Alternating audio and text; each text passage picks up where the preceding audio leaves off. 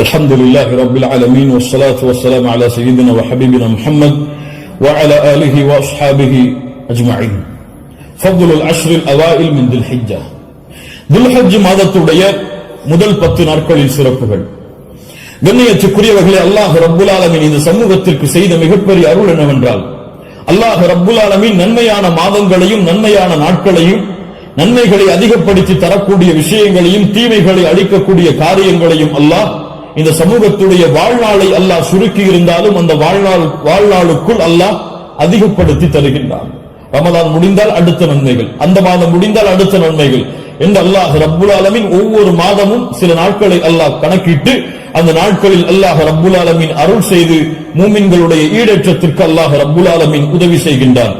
கண்ணியத்துக்குரியவர்களே, அந்த அடிப்படையில் ரமதானுடைய மாதத்திற்கு பிறகு அல்லாஹ்விடத்திலே மிக கண்ணியமான, அல்லாஹ்விடத்திலே மிக சிறப்பு பெற்ற நாட்களை இன்ஷா அல்லாஹ் நாம் அடையப் போகின்றோம். அந்த நாட்கள் தான் துல்ஹஜ் மாதத்துடைய முதல் 10 நாட்கள். அல்லாஹ் ரப்புல் ஆலமீன் அவனுடைய புத்தகம் அல் குர்ஆனிலே சூரா ஹஜ்ஜுடைய 28வது வசனத்திலே ஹஜ்ஜை பற்றி இப்ராஹிம் அலைஹிஸ்ஸலாம் அவர்களை அறிவிக்க சொல்லுகின்றான். அப்போது அல்லாஹ் ரப்புல் ஆலமீன் ஹஜ்ஜுக்கு வருபவர்கள் செய்யக்கூடிய காரியத்தை பற்றி சொல்லும் பொழுது கணக்கிடப்பட்ட அந்த நாட்களில் அவர்கள் அல்லாஹ்வை புகழ்வார்கள்.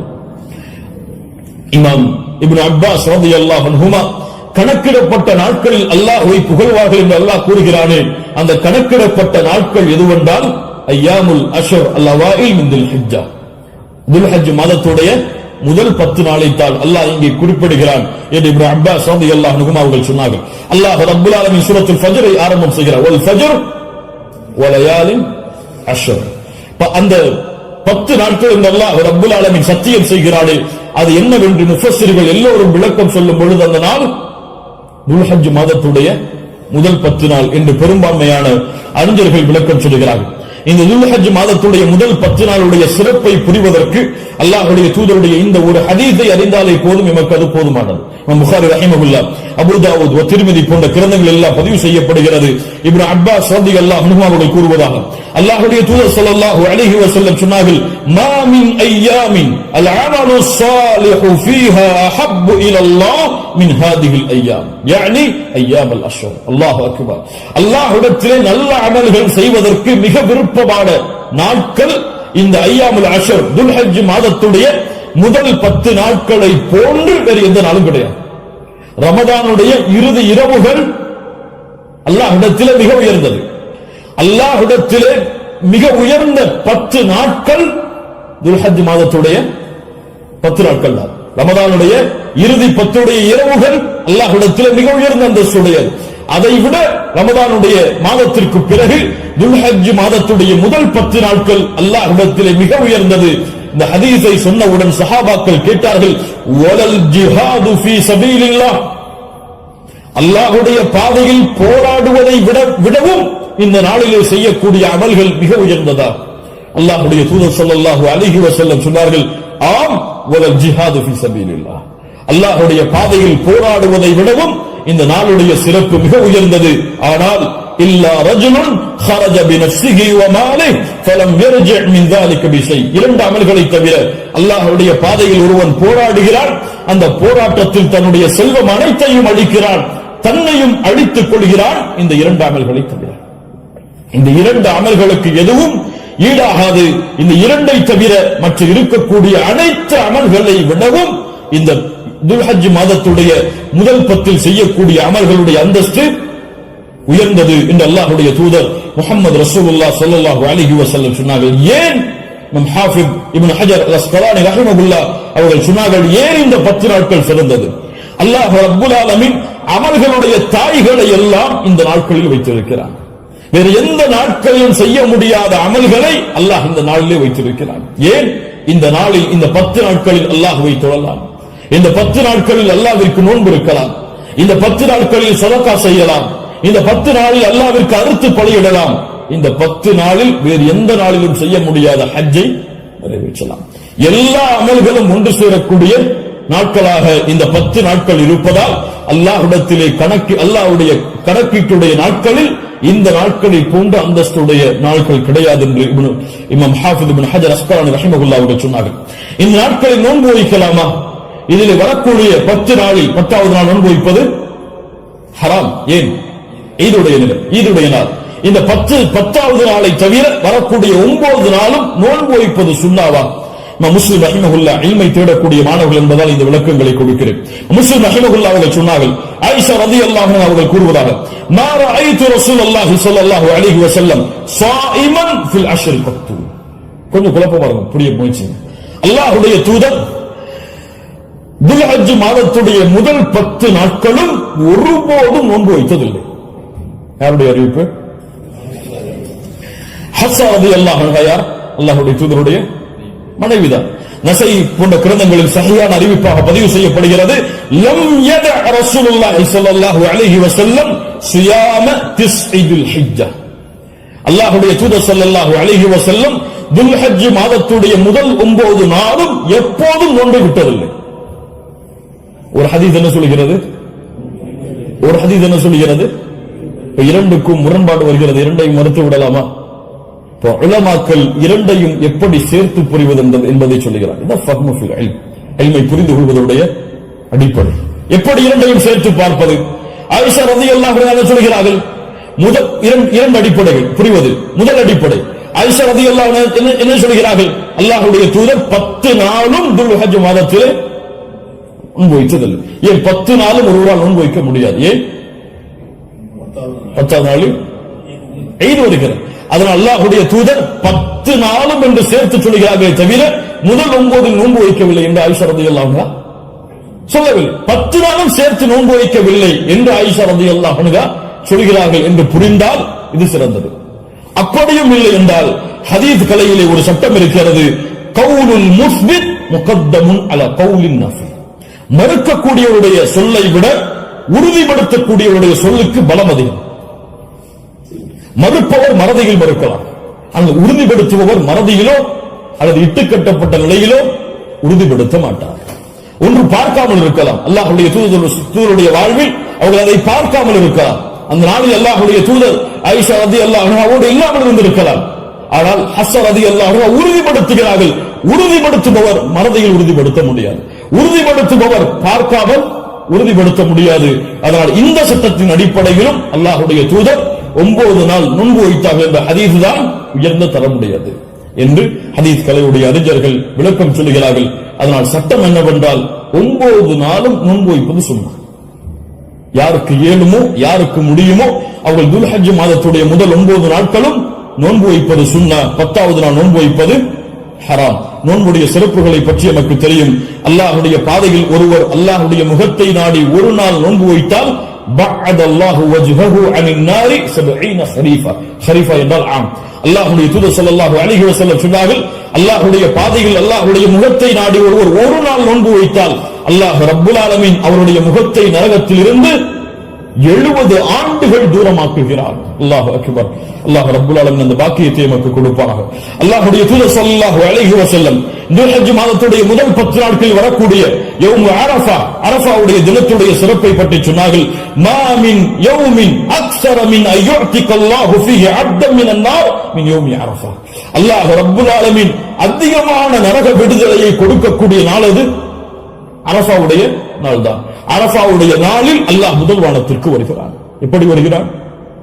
ஏன் வருவான் தெரியாது. அல்லாஹ் வருவான். அவன் விரும்புகின்ற முறையில் அல்லாஹ் வருவான். என்ன செய்வான்? கேட்பான், மா இவர்கள் எதை விரும்புகிறார்கள்? மா அராத ஹவுலா, இவர்கள் எதை விரும்புகிறார்கள்? வேறொரு ஹதீஸிலே அல்லாஹ் ரப்புல் ஆலமீன் அங்கே கூடியிருக்கக்கூடிய எல்லோருக்கும் அல்லாஹ் மன்னிப்பை வழங்குவான். அல்லாஹ் ரப்புல் ஆலமீன் அப்படிப்பட்ட மன்னிப்பாளர்களாக ஹஜ் செய்த நம்முடைய முஸ்லிம்களையும் மூமின்களையும் அல்லாஹ் ஆக்குவானாக. அல்லாஹ்வுடைய தூதர் ஸல்லல்லாஹு அலைஹி வஸல்லம் சொன்னார்கள், அரஃபாவுடைய அந்த இடத்தில் ஒன்று கூற முடியாத மூமின்களை, ஹஜ்ஜுக்கு செல்ல முடியாத மூமின்களுக்கு அல்லாஹ்வுடைய தூதர் சொன்னார்கள், சியாமு யௌமி அரஃபா, அரஃபாவுடைய நாளில் நோன்பு வைப்பது அவருடைய முன் சென்ற ஒரு வருடத்துடைய பாவத்திற்கும் பின் சென்ற ஒரு வருடத்துடைய பாவத்திற்கும் பாவ மன்னிப்பாக இருக்கும். அல்லாஹ் அக்பர். முன் சென்ற வருடத்துடைய ஒரு வருட பாவம் பின் சென்ற வருடத்துடைய ஒரு வருட பாவத்திற்கு மன்னிப்பாக அமையும் என்று அல்லாஹ்வுடைய தூதர் ஸல்லல்லாஹு அலைஹி வஸல்லம் சொன்னார்கள். அல்லாஹ்வுடைய தூதர் ஸல்லல்லாஹு அலைஹி வஸல்லம் சொன்னார்கள், அஃதலு துஆ துஆ யௌமி அரஃபா, துஆக்களில் மிக சிறந்தது அரஃபாவுடைய தினத்தில் கேட்கப்படும் துஆவாகும். அல்லாஹ்வுடைய தூதர் ஸல்லல்லாஹு அலைஹி வஸல்லம் சொல்லிவிட்டு சொன்னார்கள், நானும் எனக்கு முன்னால் சென்ற நபிமார்களும் கூறிய வார்த்தைகளில் மிக சிறந்தது எது? லா இலாஹ இல்லல்லாஹ் வஹ்தஹு லா ஷரீக லஹ். லா இலாஹ இல்லல்லாஹ் வஹ்தஹு லா ஷரீக லஹ். இதுதான் மிகச் சிறந்தது அரஃபாவுடைய தினத்தில் கேட்கப்படக்கூடிய துஆ. கண்ணியத்துக்குரியவர்களே, இந்த 10 நாட்களில் அதிகமான அமல் செய்யக்கூடிய மூமின்களாக இருக்கும். இந்த 10 நாளை எப்படி கண்ணியப்படுத்த வேண்டுமோ அந்த கண்ணியப்படுத்தினால் அல்லாஹ் ரப்புல் ஆலமீன் இந்த நாட்களுக்குரிய கூலியை எமக்கு கொடுப்பார். இறுதியாக சுருக்கமாக இந்த நிமிஷம் உதுஹியாவுடைய ஒரு சிறிய சட்டத்தை மட்டும் கூறிவிட்டு, இந்த 10 நாட்களில் அடங்கி இருக்கக்கூடிய இந்த உதுஹியா என்ற கடமையுடைய ஒரு சிறிய சட்டம் என்னவென்றால், அல்லாஹ் ரப்புல் ஆலமீன் உதுஹியா என்றால் அல்லாஹ்வுடைய பெயரை கொண்டு அல்லாஹ்வுடைய முகத்தை நாடி ஒட்டகத்தையோ மாட்டையோ ஆட்டையோ யௌமுல் ஈத் அன்று அல்லது அய்யாமுத் தஷ்ரீக் அதற்கு தொடர்ந்து வரக்கூடிய 11, 12, 13 இந்த நாட்களில் அல்லாஹ்வை நெருங்குவதற்காக இந்த 3 விலங்கினங்களையும் அறுத்து பலியிடுதல் தான் உதுஹியா. அல்லாஹ் ரப்புல் ஆலமீன் கூறுகிறான், இன்னா அத்தைனாக அல் கௌசர். அல்லாஹ் ரப்புல் ஆலமீன் நபியே கௌசர் என்ற தடாகத்தை உமக்கு வழங்குகிறான். அதனால் ஃபஸல்லி லிரப்பிக வன்ஹர், அல்லாஹ்வை தொழு, அல்லாஹ்விற்கு அறுத்து பலியிடுங்கள். வன்ஹர் வஸ்பா, அல்லாஹ்விற்கு அறுத்து பலியிடுங்கள் என்று அல்லாஹ் ரப்புல் ஆலமீன் கட்டளையிடுகிறான். இந்த உதுஹியாவுடைய விஷயத்தில் உலமாக்கள் மத்தியிலே கருத்து வேறுபாடு இருக்கிறது. சில உலமாக்கள் சொல்கிறார்கள், உதுஹியா என்பது வாஜிப், அதை விட்டால் பாவம். உதுஹியா வாஜிப், அது விட்டால் பாவம். ஆனால் ஜும்ஹூர் அஹ்லுல் இல்ம் உலமாக்களுடைய ஒட்டுமொத்த கூட்டத்துடைய கருத்து என்னவென்றால், பெரும்பான்மையான உலமாக்களுடைய கூட்டத்துடைய கருத்து என்னவென்றால், உதுஹியா சுன்னah, விட்டால் மக்ரூஹ், விட்டால் வெறுக்கத்தக்கது. அல்லாஹ்வுடைய தூதர் தன்னுடைய இறுதி 10 ஆண்டுகளில் ஒருபோதும் உதுஹியாவை தாங்கள் கரத்தால் அறுப்பதை விடவில்லை. இது சுன்னah, ஆனால் விட்டால் பெரும்பாவம் கிடையாது, வெறுக்கத்தக்கது. கண்ணியத்துக்குரியவர்களை யாருக்கு அல்லாஹ் வசதி செய்திருக்கிறானோ அவர்கள் எவ்வளவு விலங்கு அந்த ஆடுகளையோ மாடுகளையோ ஒட்டகங்களையோ அறுத்து பலியிட முடியுமோ அவர்கள் அறுத்து பலியிடலாம். ஒருவருக்கு ஒரு ஆடுதான். ஒரு மாட்டை ஒருவர் முழுவதாக அறுப்பதற்கு அவருக்கு செல்வம் இருந்தால், வசதி இருந்தால் அறுக்கலாம். அல்லது அந்த மாட்டை 7 பேர் பங்கு கொள்ளலாம். ஒட்டகமாக இருந்தால் அவர்களும் அதில் 7 பேர் பங்கு கொள்ளலாம். இப்படி ஒரு ஆட்டை ஒருவர், மாடை 7 பங்காக வைக்கலாம், ஒட்டகத்தை 7 பங்காக வைக்கலாம். அல்லது ஒட்டகம் முழுவதையும் ஒருவர் கொடுக்கலாம், மாடு முழுவதையும் ஒருவர் கொடுக்கலாம். 2 ஆடுகள் 3 ஆடுகள் என்று ஏழைகளுடைய கஷ்டங்களை நீக்க அல்லாஹ்வுடைய முகத்தை நாடுபவர்கள் எவ்வளவு அல்லாஹ் அவர்களுக்கு செல்வத்தை விசாலப்படுத்தி இருக்கிறாரோ அவ்வளவு அவர்களும் விசாலப்படுத்தலாம். அந்த விலங்கினங்களுடைய சட்டம் என்ன? ஆடாக இருந்தால் 1 வருடம் பூர்த்தியாக இருக்க வேண்டும், 2வது வருடத்தில் நுழைந்திருக்க வேண்டும். மாடாக இருந்தால் 2 வருடங்கள் பூர்த்தியாக இருக்க வேண்டும், 3வது வருடத்தில் அது நுழைந்திருக்க வேண்டும். ஒட்டகமாக இருந்தால் 5 வருடம் பூர்த்தியாக இருக்க வேண்டும், 6வது வருடத்தில் அது நுழைந்திருக்க வேண்டும். யாருக்கெல்லாம் ஒரு முழு குடும்பமாக ஒரே இடத்திலே ஒரே உணவை சாப்பிட்டு வசித்தால் அந்த முழு குடும்பத்திற்கும் ஒரு ஆடு போதுமானது, அல்லது முழு குடும்பத்திற்கும் ஒரு மாடு போதுமானது, அந்த முழு குடும்பத்திற்கும் ஒரு ஒட்டகம் போதுமானது.